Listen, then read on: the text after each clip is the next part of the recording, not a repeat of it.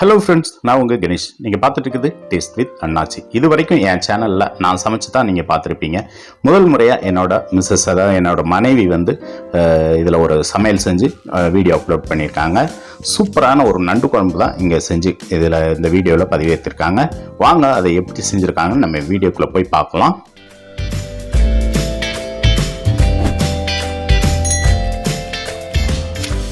Okay friends, 1 kilo நண்டு நான் எடுத்து கொடுத்துருந்தேன். அதுக்கு கிட்டத்தட்ட ஒரு 200 கிராம் சின்ன வெங்காயத்தை கட் பண்ணி வச்சுருக்காங்க. கூடவே 200 கிராம் தக்காளி, இஞ்சி பூண்டு பேஸ்ட்டுக்கு கொஞ்சம் எடுத்து வச்சுருக்காங்க. ஒரு நெல்லிக்காய் அளவு புளி, அதையும் தண்ணி ஊற்றி கரைச்சி வச்சுக்கலாம். புளி நல்லா கரைஞ்சி வரட்டும், அது ஒரு பக்கம் இருக்கட்டும். இப்போது இதுக்கு மசாலா ரெடி பண்ணிக்கலாம். ஒரு 2.5 டேபிள் ஸ்பூன் மல்லி, 1 டேபிள் ஸ்பூன் அளவுக்கு மிளகு, ஒரு 3/4 டேபிள் ஸ்பூன் அளவுக்கு சோம்பு, 1 டேபிள் ஸ்பூன் அளவுக்கு சீரகம், 4 ஏலக்காய், கொஞ்சம் பட்டை, கிராம்பு, அப்புறம் ஜாதிபத்திரி, அன்னாசிப்பூ, அப்புறம் 2 பிரிஞ்சி இலை, ஒரு 6 வரமிளகாய் எடுத்துருக்காங்க. இதை எண்ணெய் எதுவும் சேர்க்காம வெறும் வானலியில் போட்டு வறுத்து எடுத்துக்கிற போகிறாங்க. எண்ணெய் எதுவும் சேர்க்காம தான் இதுக்கு வறுத்தா நல்லா பொடி பண்ணி வரும்போது அதோட மனம் நல்லா இருக்கும். இதை ஒரு மனம் வர அளவுக்கு ஒரு 2-3 நிமிஷத்துக்கு லோ ஃப்ளேமில் வறுத்து எடுத்து அதை ஒரு பக்கம் ஆற விட்டுருங்க. இப்போ ஒரு கடாயில் நல்லெண்ணெய் ஊற்றிட்டு ஒரு 100 ml நல்லெண்ணெய் ஊற்றி அதில் சூடானதும் கடுகு, வெந்தயம், கடுகு 1 ஸ்பூன், வெந்தயம் 3/4 ஸ்பூன் சேர்த்து அது பொரிஞ்சு வந்ததும் கொஞ்சம் கருவேப்பிலை சேர்த்து நம்ம கட் பண்ணி வச்ச சின்ன வெங்காயத்தை இதில் சேர்த்துக்கலாம். சின்ன வெங்காயம் நல்லா செவந்து வர வரைக்கும் வதக்கி விட்டு அதுக்கப்புறம் கட் பண்ணி வச்ச தக்காளியும் சேர்த்துக்கலாம்.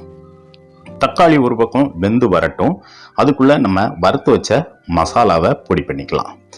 அது ஆறுனதுக்கப்புறம் ஒரு மிக்சி ஜாரில் சேர்த்து நல்லா ஓரளவுக்கு நைஸாக பொடி பண்ணி எடுத்துக்கோங்க. இந்த அளவுக்கு ஓகே. மசாலா பொடி ஒரு பக்கம் இருக்கட்டும். இப்போ தக்காளி நல்லா மசிஞ்சு வந்துருச்சு. இந்த டைமில் ஒரு 1.5 டேபிள் ஸ்பூன் அளவுக்கு இஞ்சி பூண்டு பேஸ்ட்டை சேர்த்துக்கலாம். சேர்த்துட்டு அதோட பச்சை வாசனை போகிற அளவுக்கு அதை வதக்கி விட்டுட்டு இப்போ நம்ம மசாலாவை சேர்த்துக்கலாம்.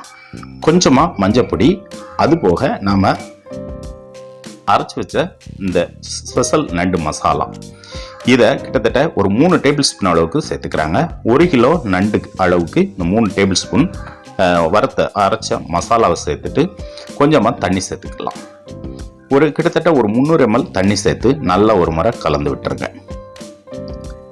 கலந்து விட்டு இப்போ நல்ல ஒரு கொதி வந்ததுக்கு அப்புறம் நம்ம கிளீன் பண்ணி வச்ச நண்டை இதில் சேர்த்துக்கலாம். நல்லா கடையிலேயே சுத்தம் பண்ணி கொடுத்துருந்தாங்க. இருந்தால் கூட வீட்டில் நான் ஒரு 2-3 வாட்டி அதை அலசி கொடுத்துருந்தேன். அதை அவங்க இப்போ அந்த கொதிக்கிற மசாலாவில் சேர்த்துட்டு தேவையான அளவு உப்பு சேர்த்துக்கலாம்.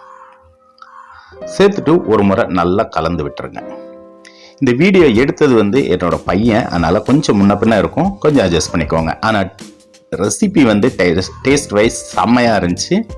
இப்போது நண்டு சேர்த்ததுக்கப்புறம் அந்த மசாலாவோட சேர்ந்து ஒரு 5 நிமிஷம் கொதிச்சதுக்கப்புறம் அந்த நெல்லிக்காய் அளவு புளி கரைச்சி வச்சுருந்தோம்ல, அந்த புளி தண்ணியை இதில் சேர்த்துக்கலாம்.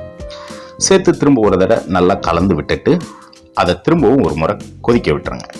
இதுக்கு இடையில் 1 டேபிள் ஸ்பூன் அளவுக்கு கசகசாவை தண்ணியில் போட்டு ஊற வச்சுருக்காங்க. அதையும் ஒரு கைப்பிடி அளவு தேங்காயும் சேர்த்து நைஸாக அரைச்சி வச்சுக்கலாம். அரைச்சி இப்போ கொதிக்கிற மசாலாவோட அந்த தேங்காய் விழுதை எல்லாம் சேர்த்துட்டாங்க.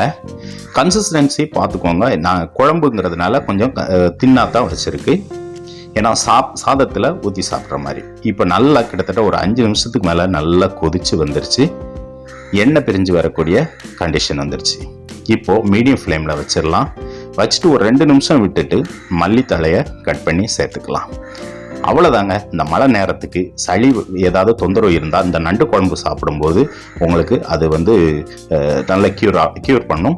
அதனால் இந்த நண்டு குழம்பை எப்போவுமே மிஸ் பண்ணாதீங்க. தீபாவளி டைமாக இருந்தால் கூட ஸ்வீட் ஒரு பக்கம் செஞ்சாலும் இந்த நண்டு குழம்பு ஒரு முறை செஞ்சு பார்த்துட்டு உங்களோட கருத்துக்களை சொல்லுங்கள். இன்னொரு வீடியோவில் நம்ம சந்திப்போம்.